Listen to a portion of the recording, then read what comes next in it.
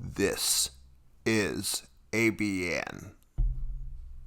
Hey everybody, welcome back to the Low Effort Gamer Show.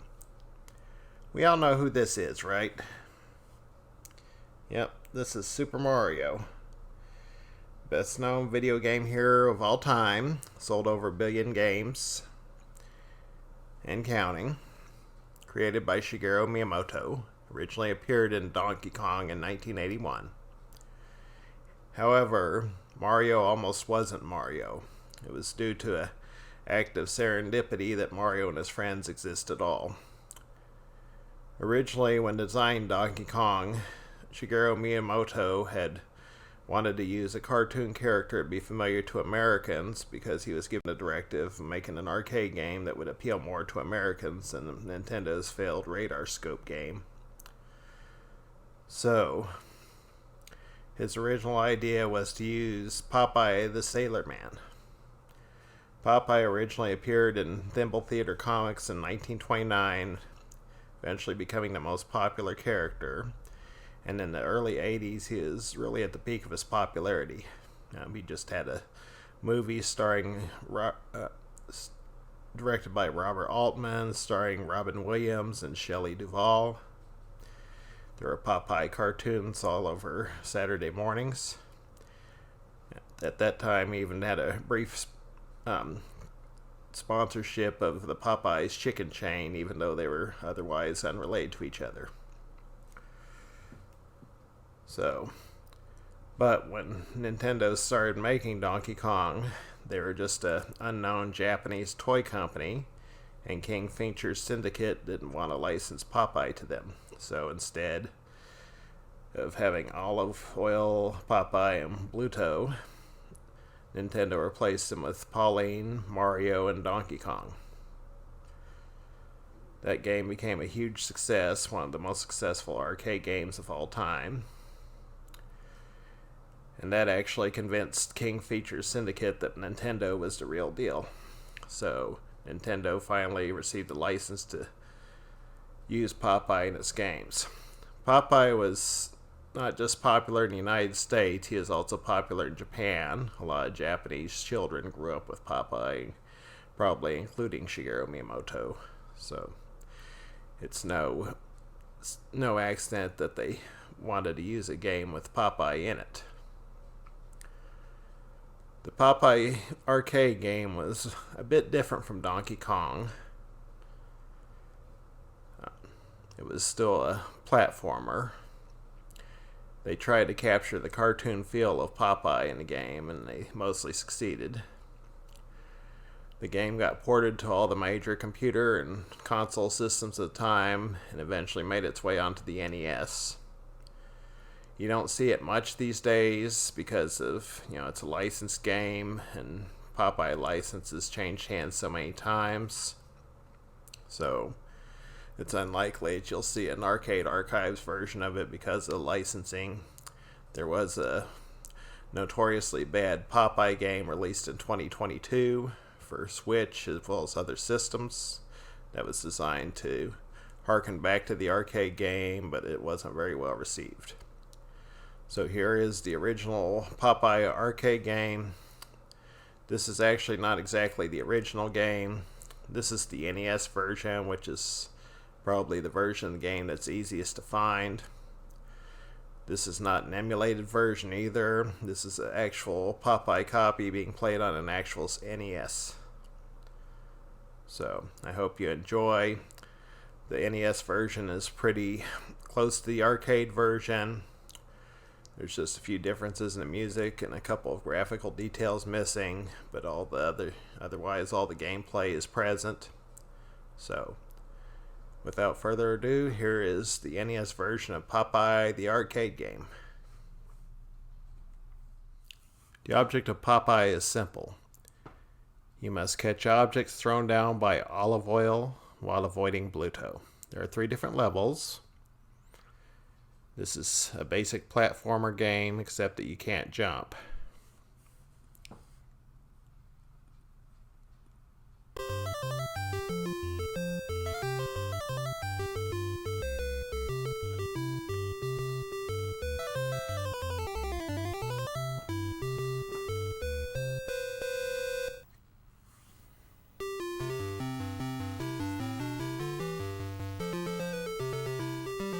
The object of first level is to catch hearts thrown down by olive oil. This little thing is a trap for Bluto. If you hit the punching bag just right, that drum falls on Bluto and traps him, gives you a small bonus. And then he escapes after a few seconds. The higher up you catch the falling objects, the more points you get for them.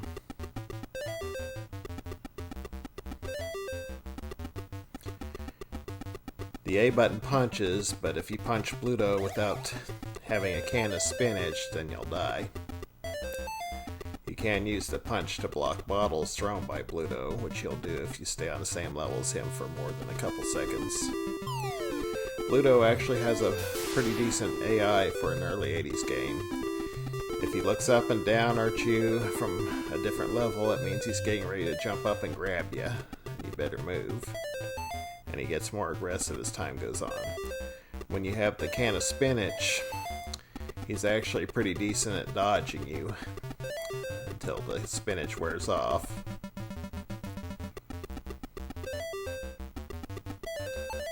See, if you stay there for a couple seconds, then he's gonna jump up and grab you.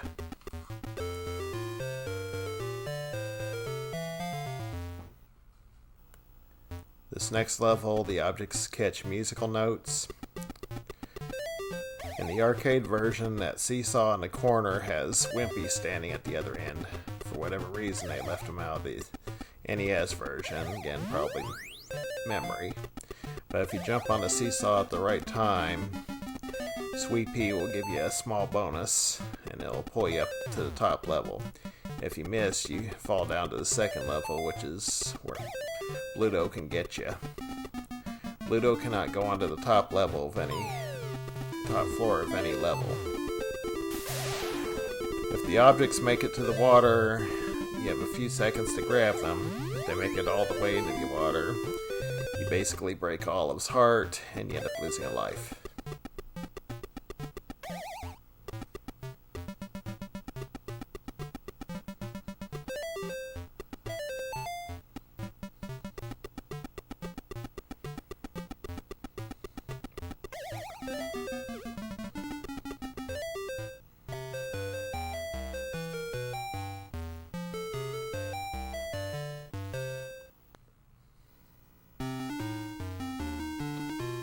Now you have to rescue olive oil from the crow's nest. She throws down the letters H, E, L, and P, which build a ladder up to her. Oh, and that buzzard actually has a name in the comics. That's Bernard the Buzzard, and he's the pet of the sea hag. We haven't seen the sea hag yet, but she is in this game. So this level's a little bit more tricky. It's easier for Bluto to catch you and to escape you from when you have the spinach.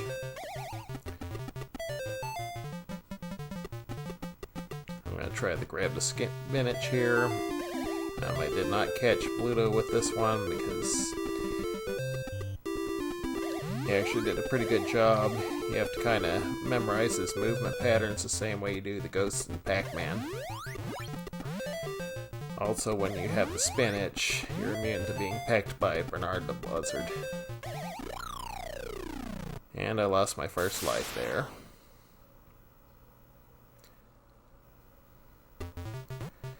This game really does a good job of capturing a cartoon feel of Popeye.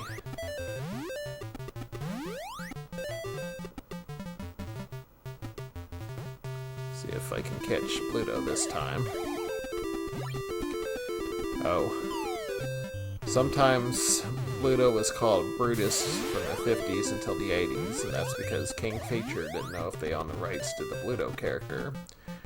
So they created a quote-unquote new character named Brutus. It was basically Bluto with a different name.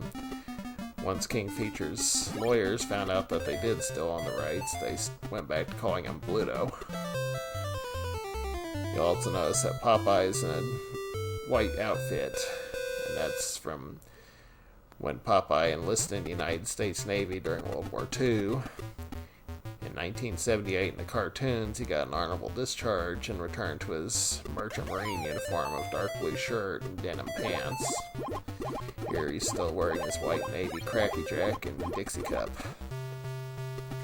Guess Nintendo hadn't gotten a memo that Popeye had been discharged from the Navy.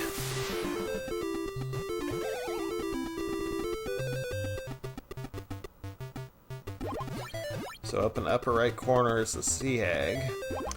She throws skulls at you that bounce across the floors. You can't get up to her there, which, fighting against a Sea Hag wouldn't really be Popeye's style anyway.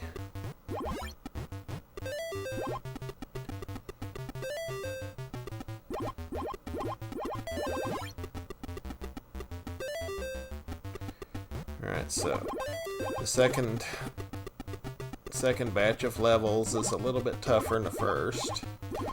I think the objects fall a lot faster, and Bluto's also a lot more aggressive. He's more likely to throw bottles at you and jump up and down and try to grab you. And of course there's the skulls thrown by the Sea Hag.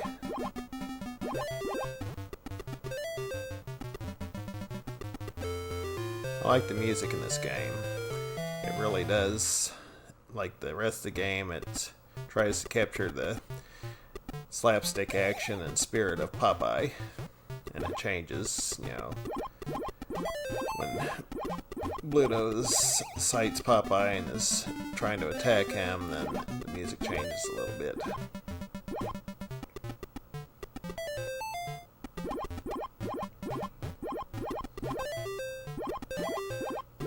So far I'm doing pretty good.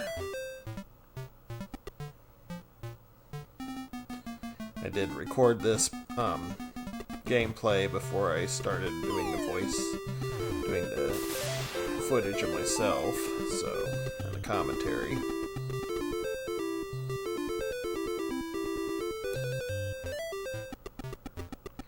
I think this was the best I've ever done in this game.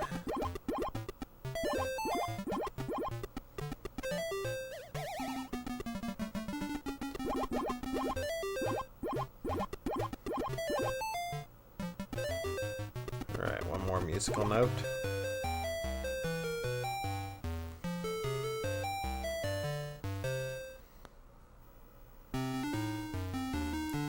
Now we have to rescue Olive Oil again from the ship.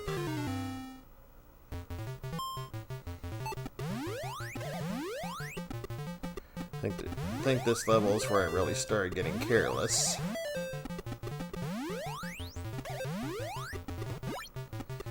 Also, you can see Bluto's moving a lot faster and trying to grab more often, so that makes the game a little bit more hectic.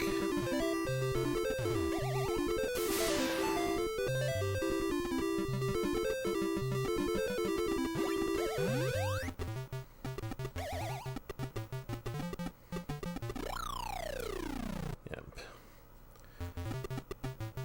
I misjudged there, and Bernard got me.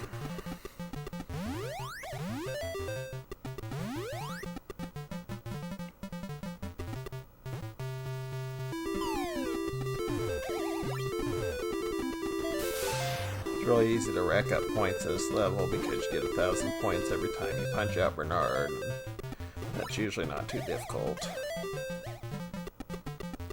So I'm about to...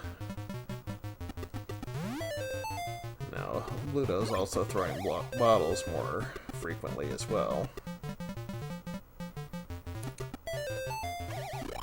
And you have to watch that sliding board. If you jump the wrong time, you can miss it. Alright, let's see how far I can get on this last life.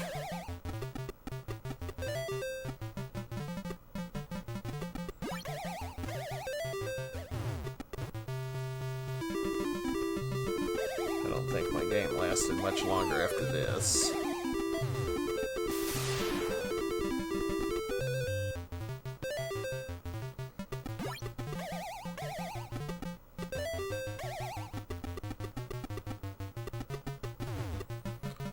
Now he's getting really aggressive trying to get me. Watch out, Popeye.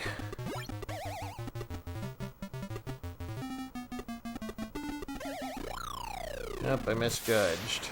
So that was my last life.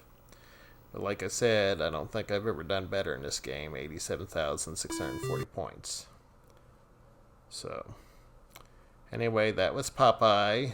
A curious little piece of video game history. Unfortunately, due to the licensing concerns, probably won't be seeing Popeye being released on Arcade Archives anytime soon.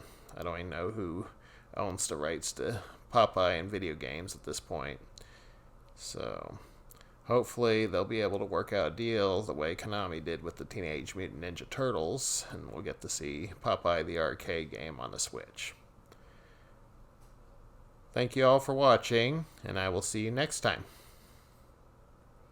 I'm strong to the finish 'cause I eats me spinach. I'm Andrew the Gamer Man.